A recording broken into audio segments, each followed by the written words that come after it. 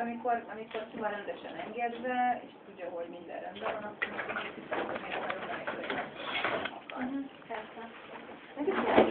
Én is helyszín vannak a szemet, hogy egyszerűen... Jó, Filippo, szia!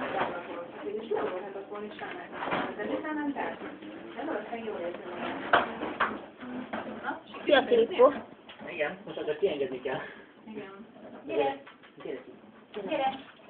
Ez az, amit nem, de gondol, de mégse gondolja annyira komolyan, hogy átúgyse. Ők nincsen gondot fölöttem, a teknél még nem tud bemenni. Aha, az a lényeg persze. Csak hát azt, hogy odaraktuk oda is. Igazából az se baj, be tud menni, akkor gond, amikor mondjuk elmennél itthonról, és mondjuk tudod, hogy föl tudod oda menni, és akkor hogy a egészet, akkor van. Mert egyébként van, akinél nem.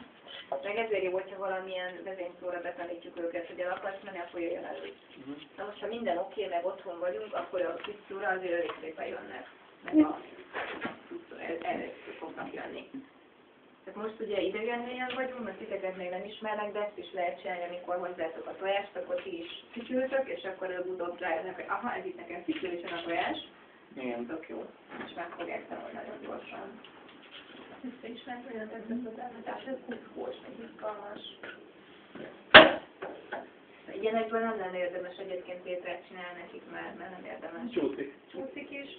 Meg lehet csinálni ilyen kis keresztrészeket ragasztatsz keresztbe, de fölösleges a csők sokkal jobb.